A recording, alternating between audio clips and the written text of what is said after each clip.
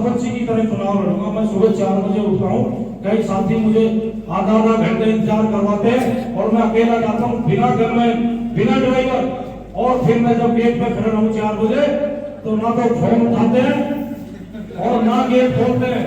आधा घंटा में खड़े रहूंगा, 4 बजे ही आऊंगा और आप सब लोगों को पता चलेगा, इस तरह कोई नहीं आएगा। सुबह 4 महीने मैं 2 बार सरपंच रहा और पूरे हरियाणा में आनापुर जिला पार्षद वही हूँ, तो मुझे मेहनत करनी आती है। जब सरकार चली गई, लोकसभा का रिजल्ट आपके सामने रहा, जजपा का कैसा प्रदर्शन रहा। खुद उचाना से 4400 वोट नैना चौटाला जी को मिली, जहां दुष्यंत चौटाला डिप्टी सीएम विधायक थे। बाढ़ जहां नैना चौटाला जी विधायक थी, वहां 1700 कुछ वोट आई। तो ऐसी हालत में भी जब दुष्यंत चौटाला जी परेशान थे, 1.5 महीने तक घर से नहीं निकले थे, चुनाव प्रचार के लिए आगे कहीं नहीं जा रहे थे लोकसभा के बाद, मैंने जाके कहा, मैंने कहा जी ऐसे हताश होकर बैठने की जरूरत नहीं है, आप पृथले हल्के से शुरुआत करो, मैं प्रोग्राम रखूंगा। और यहाँ बहुत बड़े और शानदार प्रोग्राम हमने रखे, एक दिन में 12 प्रोग्राम हमने उनके करवाए। उसके बाद कुछ मीडिया के साथियों ने भी ये कहना शुरू कर दिया कहीं ऐसा ना हो दुष्यंत चौटाला ही पृथला से लड़े, क्योंकि ऐसी पोजीशन, ऐसा स्वागत तो उन्हें हरियाणा में अपने खुद के सिरसा हिसार में भी देखने को नहीं मिल रहा। उसके बावजूद किसी को उम्मीद नहीं थी कि मेरी टिकट कट जाएगी। सबसे बड़ी बात, अपनी पार्टी का मैं अकेला उम्मीदवार था जजपा का, कोई दूसरा उम्मीदवार टिकट लेने वाला भी नहीं था। तो सबको यह था कि पहली टिकट अगर हल्के में पृथला में किसी की घोषित है तो वो अरविंद भारद्वाज की है। उसके बावजूद एक षड्यंत्र रच के ये भारतीय जनता पार्टी के साथ मिलकर षड्यंत्र रचा इन्होंने और मेरी टिकट कटवाई गई, क्योंकि मेरी टिकट कटने से भारतीय जनता पार्टी का जो प्रत्याशी अब चुनाव लड़ रहा है, इसकी टिकट कट रही थी, इसको टिकट नहीं दे सकती थी बीजेपी। और अगर मेरी टिकट इनकी टिकट के बाद घोषित होती तो जो ये चुनाव लड़ रहा है इसकी हालत खराब हो जाती। तो ये जो सोच इनकी रही, इसके पीछे ये षड्यंत्र रहा। इसके तहत देखिए, मैं अब किसी भी पार्टी का सदस्य नहीं हूं, मैंने जजपा छोड़ दी है, मैं कहीं किसी पार्टी का सदस्य नहीं हूं, अभी भी नहीं हूं। आगे मैं कहां जाऊंगा, किस पार्टी, वो तो समय बताएगा, भविष्य बताएगा। परंतु मैंने इस चुनाव में जितने भी प्रत्याशी खड़े हैं वो सभी प्रत्याशी दागी हैं, चाहे कांग्रेस से हो, भाजपा से हो या निर्दलीय जो लड़ रहे हैं, उन पर सभी पर समाज की तरफ से आरोप लगे हुए हैं तरह तरह के। किसी पे घोटाले के हैं, किसी पे भ्रष्टाचार पे, किसी के चरित्र पर तरह तरह के आरोप हैं। तो मुझे एक सबसे बढ़िया छवि के जो व्यक्तित्व नजर आया, जो चरित्र नजर आया, वो सुरेंद्र वशिष्ठ जी में नजर आया। पिछले चुनाव में जब ये लड़ रहे थे, लोग ये कह रहे थे नए हैं, कौन है, कैसे हैं, लोग पहचान नहीं पा रहे थे। परंतु अब पीछे 5 सालों में इन्होंने अपनी मेहनत से, अपनी काबिलियत से, अपनी शराफत से स्थान एक समाज में और इस हल्के में बनाया है। रही बात ये, कोई ये सोचता हो कि पार्टी कमजोर है, पार्टी कोई कमजोर नहीं है, पार्टियां मजबूत हैं, कहीं भी कमजोर नहीं है, दोनों पार्टियां बहुत मजबूत हैं। और जिनका प्रत्याशी इतना मजबूत है तो वो कमजोर हो भी नहीं सकती, जिनके कार्यकर्ता मजबूत है वो नहीं। मजबूती मिली है कृष्ण जी, देखिए, चुनाव जिताने हराने का तो दम परमात्मा में है, मैं उसको बड़ा मानता हूं। मैं ये नहीं कहूंगा कि मैं अकेला चुनाव जिता दूंगा। इतना जरूर है, जो विश्वास आज हमें हुआ यहाँ बैठकर, यहाँ लोगों से मिलकर, सभी साथियों से मिलकर, क्योंकि और भी किशन ठाकुर जी भी हैं, संदीप पनेरा जी भी हमारे इसी क्षेत्र से हैं और एक अच्छा प्रभाव रखते हैं, पार्षद भी हैं, मजबूत आदमी हैं।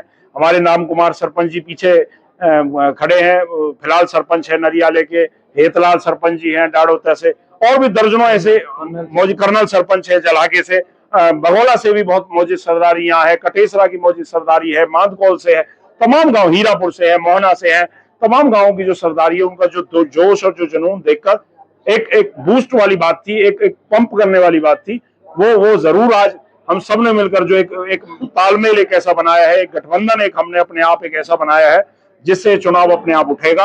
और मुझे पूरा विश्वास है कि जब हम सब लोग मिलकर मेहनत करेंगे तो जरूर इस चुनाव का जो रुख है, जो पोजीशन है इस चुनाव की, वो बिल्कुल बदलेगी। इस चुनाव की पृथला हल्के में जो अब तक लोग कयास लगा रहे थे, मैं गारंटी देता हूं आज के बाद ये कयास बदलेंगे और एक नया समीकरण अब लोगों को आज के बाद नजर आने लगेगा। और मैं एक विश्वास जरूर दिलाता हूं कि मैंने पिछले दिनों लिस्ट निकल रही थी, हमारे लोकसभा में 50,000 लड़के बेरोजगार है जो डिग्री न ले, 50,000 जिन्होंने डिग्री ले रखी है। भाइयों, या सुरेंद्र वशिष्ठ बना दो।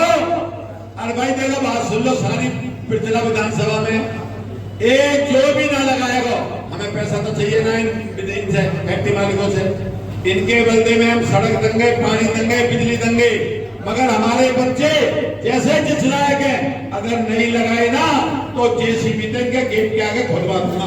मैं कह के जा रहा हूँ जेसीबी लेके। मैं झूठ नहीं बोलता, यहाँ झूठ की राजनीति चल रही है। लोग रात को मिलते हैं, फिर दिन को मिलते हैं। अरे इनका कोई दीन ईमान ही नहीं रहा यार, हद हो गई यार। अरे भैया, जो अपनी समाज का ना हो ना, बुरा मत मानना, वो किसी को भी ना हो। और फिर सुनो, बाकी भगवान की बुरा माने। आज ये रोते डोल ले, अरे भले आदमी हो, अगर तुम 1.5 लाख वोट भी दे देते, बुरा मत मानना, 1.5 लाख वोट, तो आज पार्टी बुला कर टिकट देती है। तो भैया पंडित जी का ध्यान देना बेचारे को। ये झूठ बोलते डोले, मुंह पे झूठ बोलना ना है बस। ना मैं इनसे ताकत में कमो, ना पैसा में कमो, ना नाम में कमो।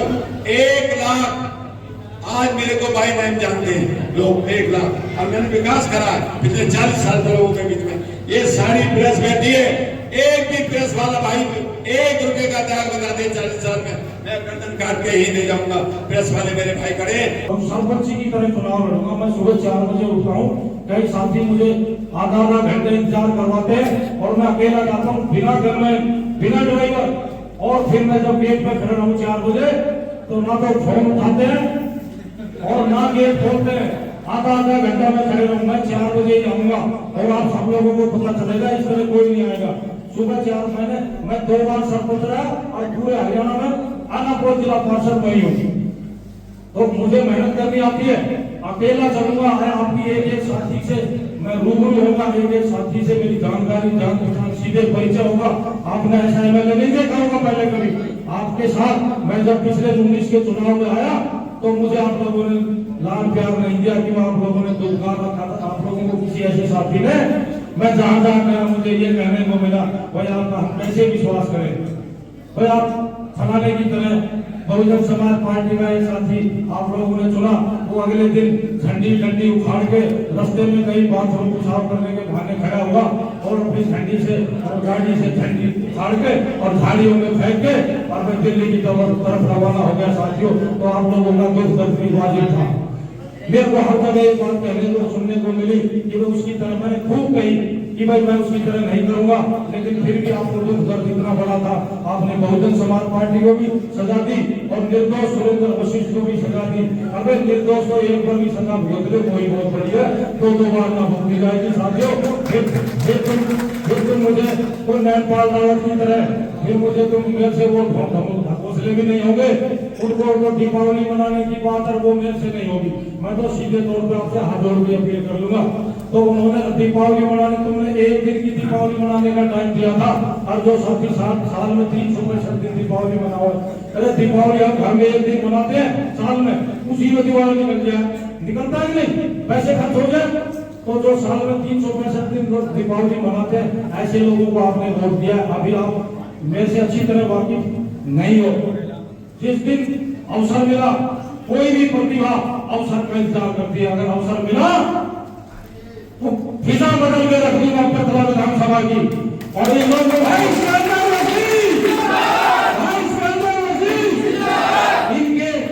इनके 3 कार्यकाल जिनमें 4600 करोड़ रुपए का विकास का कार्य बताते हैं। साथियों, आपको कहीं लगता है आप कहीं क्षेत्र में से आए होंगे, गाड़ी से आए, बाइक से आए, कहीं रोड कहीं कुछ लगा, आपको 4600 करोड़ रुपया पटना विधानसभा में लग रहा है। कोई कहता है मेरे कार्यकाल में 2500 करोड़, कोई कहता है मेरे में 1200 करोड़, और कोई कहता है मेरे में 1000 करोड़। अगर 4600 करोड़ रुपए लगा होता ना, तो पटना विधानसभा पंचकूला की तरह चमकता। तो साथियों, जब तो लगा नहीं है, लगा है तो उनका भ्रष्टाचार है। और भ्रष्टाचार तो भ्रष्टाचार नहीं छोड़ूंगा। मैं आज कुछ भी नहीं हूँ, विधायक नहीं हूँ, सरपंच रहा हूँ, जिला पार्षद रहा। आप पूछ सकते हो मेरे बारे में, नेट में निकाल सकते हो। मैंने रावट मांडा, भूपेंद्र हुड्डा, मैंने इनके पर्चे दर्ज करवा के मेरी FIR कोई भी साथी निकालो, आप ये मीडिया के बंधु सब जानते होंगे। जिसमें तो मैं जब भ्रष्टाचार उनका सही नहीं करता, जब एक साधारण नागरिक में बाहुल से भी लड़ जाता हूँ, तो इनको तो बहुत जल्दी पता चलने वाला है। और ये आगे आगे हम पीछे होंगे, देखना कहीं हाथ नहीं आएंगे आपको। ये भाईचारा खराब करके कोई कुर्ता फाड़ के, ये राजनीति नहीं है। मैं ऐसी राजनीति और खुद में चिमटे से भी नहीं छूंगा जो भाईचारा खराब है। हम तो सर्व जाति और सर्व धर्म संभाव के आदमी हैं। हमें हिंदू भी, मुस्लिम भी और सिख भी, ईसाई भी, पारसी भी, बौद्ध भी, हमें सब उतने प्यारे हैं और एक इस तरह की राजनीति मैं नहीं करूंगा, ये मैं आपसे वादा करता हूँ। ये जो गठबंधन किया, ये अपने आप में एक प्रमाणित गठबंधन जीत के लिए बनाया। और हमारे भाई अरविंद भारद्वाज जी, जिन्होंने मुझसे भी कई गुना ज्यादा मेहनत इस क्षेत्र में की हुई है।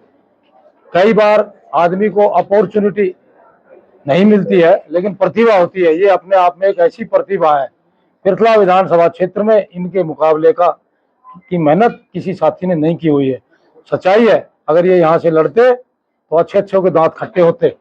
और आज हम जो दोनों भाइयों ने यहाँ मिलके और हमारे लोगों ने, हम दोनों भाइयों के एकत्रित होने पर और इनका जो आशीर्वाद हमारे गठबंधन को के तौर पे जो इन्होंने हमें जो अपना आशीर्वाद दिया है, और इन लोगों का आज ये ऐसा एक प्रमाणित गठबंधन को ऐसा वो सहारा मिला है कि ये इतने मार्जिन से जीतेगा। अब ये गठबंधन पिरथला में इतने में ही तो हम और इतने में ये सब, इतने में तो गठबंधन रहेगा इतनी वोटों में, और इतने में ये सब लोग रहेंगे। किसी से मुकाबला अब नहीं है। जीत पक्की हो गया। जीत की 100% गारंटी। जी, ये जैसे अरविंद जी युवा है, तो युवाओं के लिए आपका क्या मैसेज होगा? देखो, अरविंद भारद्वाज जी युवा है, 40 साल मात्र उम्र है इनके पास युवाओं की बहुत बड़ी टीम है, जिसका बहुत अच्छा इजाफा स्वाभाविक तौर पे हमें मिलने वाला है। इसमें कोई दो राय नहीं। सुरेंद्र जी, आपकी गठबंधन की सरकार में हिस्सेदारी होगी या उनका सरकार या आप लोगों की होगी? गठबंधन इतना मजबूत है, जो पूर्व में भी गठबंधन हुआ था तो 10 में से 98 में लोकसभा चुनाव में गठबंधन हुआ था, 10 में से 5 लोकसभा सीटें जीती, तो 45 विधानसभा सीटें जीतने का मानो आप। तो ये गठबंधन ऐसे जो त्रिकोणीय होगा, इसमें अपनी सरकार बनाएगा, देखना आप। बस इसी बातचीत करेंगे, हर बार नए चेहरे को मौका देता है पिरथला विधानसभा। हाँ, ये अच्छी बात है, कोई बात नहीं, हमारा नंबर है। इस बार भी नया चेहरा आएगा।